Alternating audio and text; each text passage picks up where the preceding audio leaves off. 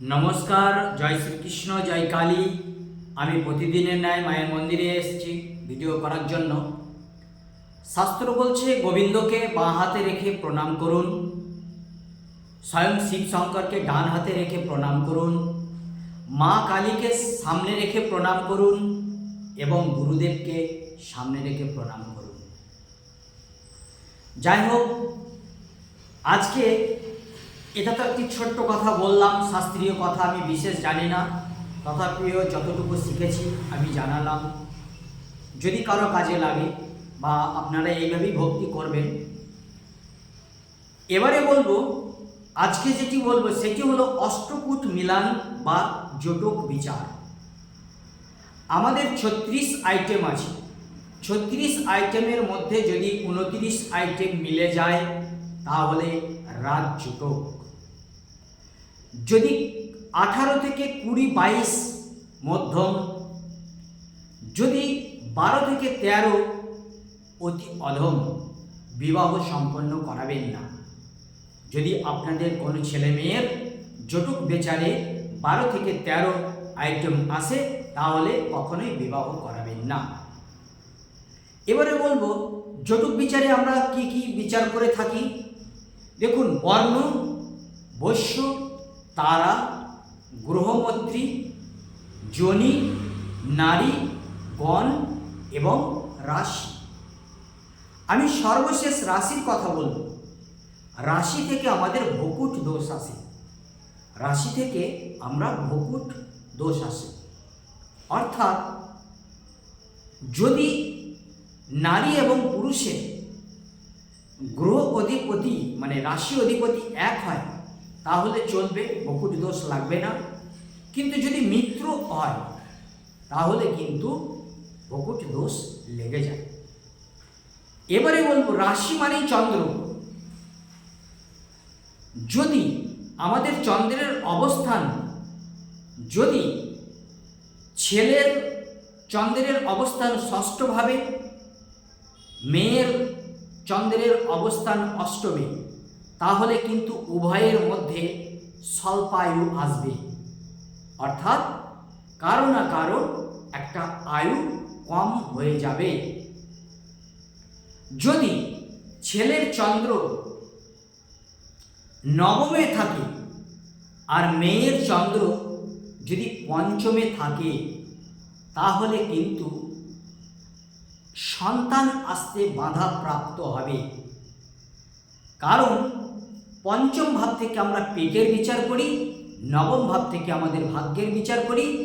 এই জন্য পঞ্চম থেকে পঞ্চম নবম, নবম থেকে নবম হলো পঞ্চম। এই ক্ষেত্রে কিন্তু সন্তান প্রাপ্তিতে বাধা আসতে পারে।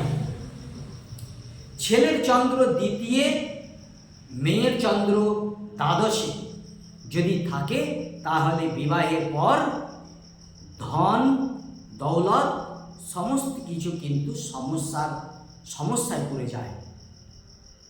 এমনও সন্তানাদি আছে যাদের বিবাহ সম্পন্ন করার পূর্বে অনেক ধন দৌলত আছে, কিন্তু বিবাহের পরই স্বামীর ধন কিন্তু খারিজ হয়ে যায়, অর্থাৎ থাকে না, নষ্ট হয়ে যায়। কেন? আমাদের এই রাশিচক্রের ভকুট দোষের জন্য। এই জন্য আমি প্রতিটি পিতা এবং মাতাকে বলবো যে আপনারা আপনাদের সন্তানাদিদের যখন বিবাহ সম্পন্ন করাবেন, যদি তারা ভালোবাসা করে সেই ক্ষেত্রেও আপনারা জটক বিচার করিয়ে নেবেন। যদি আপনারা দেখে শুনে বিবাহ সম্পন্ন করান তাহলে কিন্তু অষ্টকূট মিলান বা জটক বিচার অবশ্যই করাবেন। নারী দোষ, নারী দোষটি কি? আমাদের আদি নারী, মধ্য নারী এবং অন্ত নারী। আমাদের এই নারী যদি এক নারী হয়, যদি এক নারী হয় তাহলে আমাদের যে সন্তান তৈরি হবে সেই সন্তান কিন্তু বিমার হয়ে যাবে।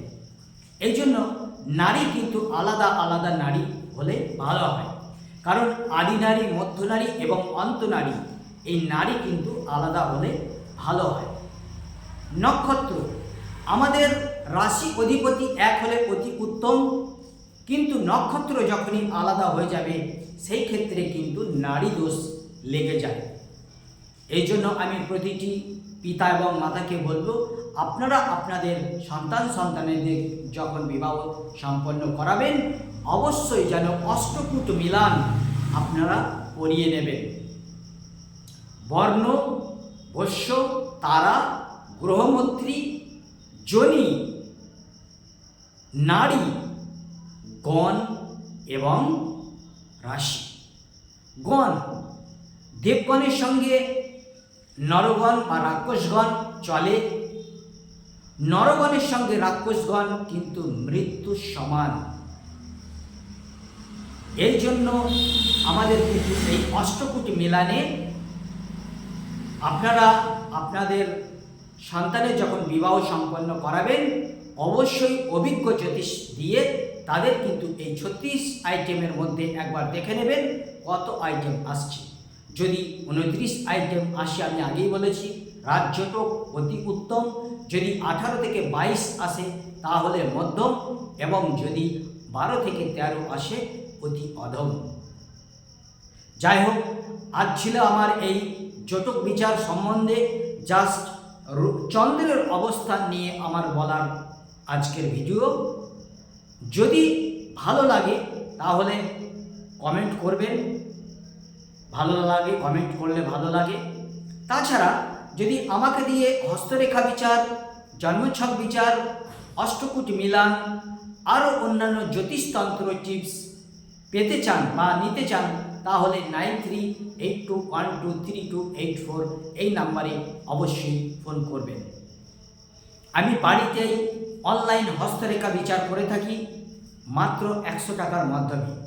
আমি হস্তরেখা বিচার করে আপনাদের ফোনে পাঠিয়ে দেব, তারপরে আমাকে 100 টাকা ফোনপে করে দেবেন। আমি বাড়িতে জন্মছক বিচারও করে দিই। তাছাড়া আমি বাড়িতে বসে আপনাদের কুষ্টি তৈরি করে আপনাদের ফোনে পাঠিয়ে দেব। আমি 1000টি টাকা শুল্ক নিই, জন্মছক বিচার করতে 300 টাকা শুল্ক নিই। যাই হোক, আর বিশেষ কিছু বলছি না। ভালো থাকবেন। জয় গুরু, নমস্কার।